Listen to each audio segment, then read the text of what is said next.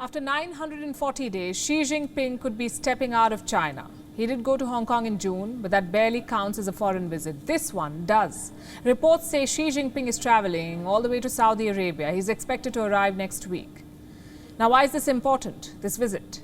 We already told you one reason. Since the Wuhan virus pandemic, Xi Jinping has not left Chinese soil. His first trip outside the mainland was in June.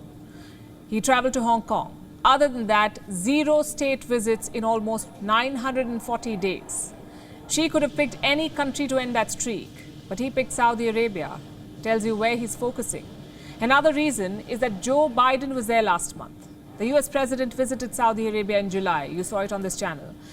It was underwhelming to say the least, that visit. No grand welcome, no intimate displays. It was all very businesslike. Reports say Xi Jinping's welcome will not be like that. It is expected that he'll make 3 stops in Saudi Arabia: the capital Riyadh, the coastal resort town of Jeddah, and finally Crown Prince Mohammed bin Salman's dream project, the mega city of Neom.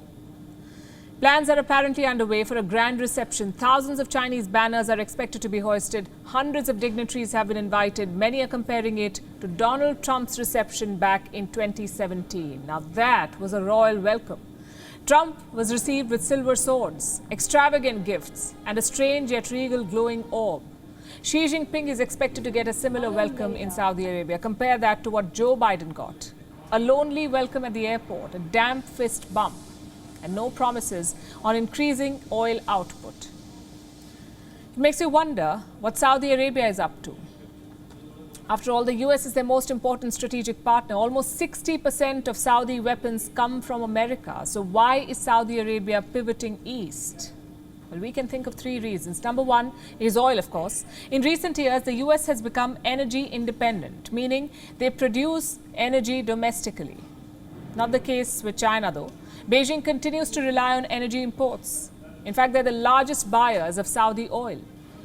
Take a look at the comparison. China buys crude worth $24 billion from Saudi Arabia. The US just $6.5 billion. So Riyadh is playing the smart economic game here.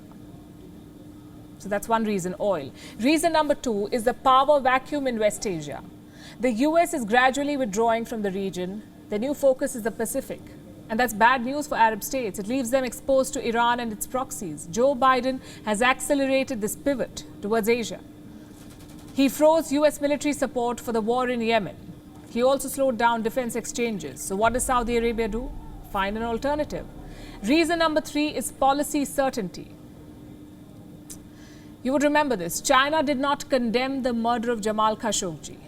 They don't care about women's rights or minority rights or the war in Yemen or any of it. All they care about is political and strategic gains. And that works well for Crown Prince Mohammed bin Salman. With the US, he must pretend to care about human rights. With China, he doesn't have to do that. Which brings us to Xi Jinping. What is he hoping to achieve with this visit? The Chinese government is not giving away very much. Earlier today, the spokesperson was asked about this reported visit. He said he had no information to give. Now, does that mean the visit is not going to happen? He did not say that. Guess we'll have to wait and see. But you can understand why China is eager to dominate West Asia. For starters, it is predominantly Muslim land, the perfect chance for Xi Jinping to launder his image. The Chinese government has jailed 1 million Uyghur Muslims in Xinjiang. It has been labeled a genocide. But Saudi Arabia says nothing about it. The so-called leader of the Islamic world prefers Chinese money over Muslim rights, and that's one reason. Another is energy supplies. Xi Jinping needs uninterrupted oil supplies to feed his growing industries. More so if there's war. You cannot fight without fuel in your tanks and jets. So secure energy supplies are high on Xi's agenda. And how do you achieve that? How do you ensure that the US cannot cut you off from West Asian oil? By dominating the region, by making systematic investments in West Asia. Their first target was Iran. In 2020, Iran and China signed a 25-year agreement. China is set to invest $400 billion in Iran. Another target is Iraq.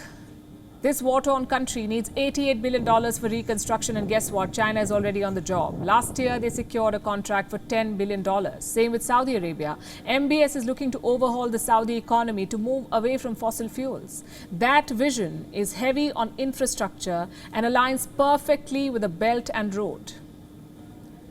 Chinese firms are building the Green Dragon metro line in Mecca. Huawei is building cloud facilities in the kingdom. Put together, China has completed projects worth $40 billion in Saudi Arabia, 40 billion. The UAE is a similar case. In 2019, they signed a Belt and Road deal with China. Total value, more than $3 billion. Under this deal, China would invest in the port of Jebel Ali. Now, quick side note, Jebel Ali is the busiest port of call for the US Navy. So the big picture is quite clear. While America was pivoting east, China was moving west. They've invested billions of dollars in West Asia, and now those investments are paying off. Unlike the US, China is not interested in regional politics, in Sunni-Shia rivalries, in proxy wars, or in human rights lectures. That's not for China. So naturally, the Arab states like China. The question is, are they picking Beijing over Washington, D.C.? Right now, that seems far-fetched. Also, why pick one when you can do business with both? Chances are West Asia is playing the two world powers against each other. If so, the plan is already working, because last week the US approved two major arms deals, one each for Saudi Arabia and the UAE, total value more than $5 billion. And if Republicans retake power in Washington, that is only going to increase. So West Asia is spoiled for choice right now. A rising China looking to displace the US, a desperate Russia looking for allies, and a wavering US eager to not lose ground. WION is now available in your country. Download the app now and get all the news on the move.